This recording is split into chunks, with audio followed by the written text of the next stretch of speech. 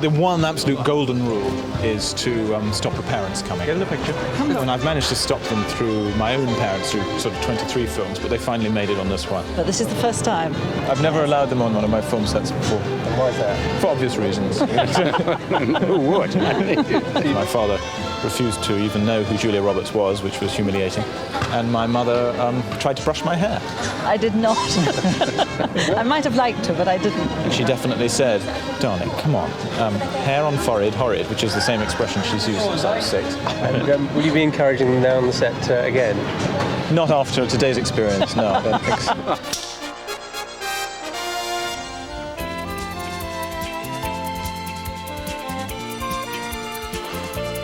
Chris has got classic crew wardrobe on here. The shiny shirt, which smells. Well, I've had it on for a week. What do you expect? The shorts with the legs splayed. Got to have that, see, because you get a bit more air around the old gonads of it. You know? The old gonads.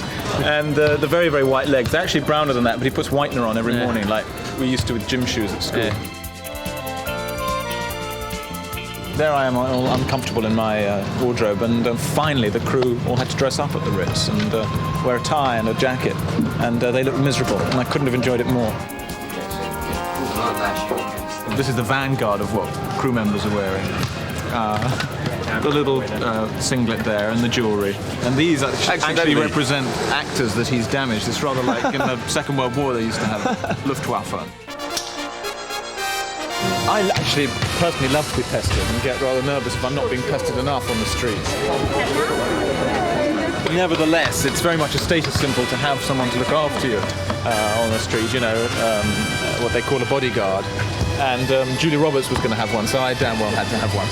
And I had the Heavenly Rick on this film. An unusual man. When he's not looking after me, he's a John Wayne lookalike. So would you mind moving back? Okay. My only nerves were about whether Julia was going to be pestered a lot more than me.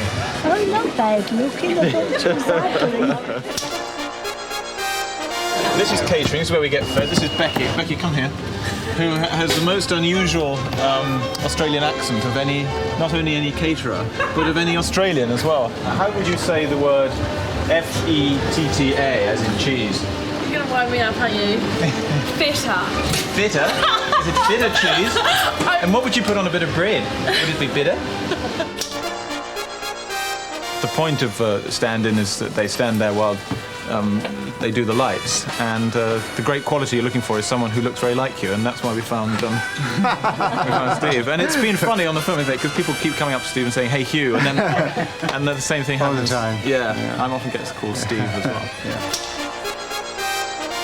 Yeah. Well, strangely enough, I would say having sex with Julia. It was a very ugly moment where, despite the fact that she has a cast iron nudity clause in her contract whereby we basically can only see the top of her head in a bed scene, I didn't seem to get that. And I thought I was going to be okay. I thought I was going to be in my boxers under the duvet. And then there was a very ugly moment when Roger Michel, the director, said, actually, Hugh, we're going to need to see you on top of the duvet, and the boxers don't look great. And there was a horrible moment when I thought I was going to have to show my bits and pieces to Julia Roberts. What happens is that they come into your trailer beforehand. The wardrobe people come in with these flesh-coloured thongs that you have the option of wearing.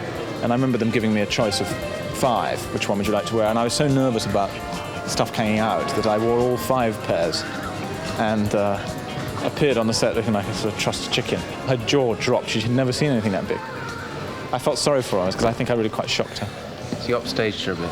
A little bit, yeah. Cut.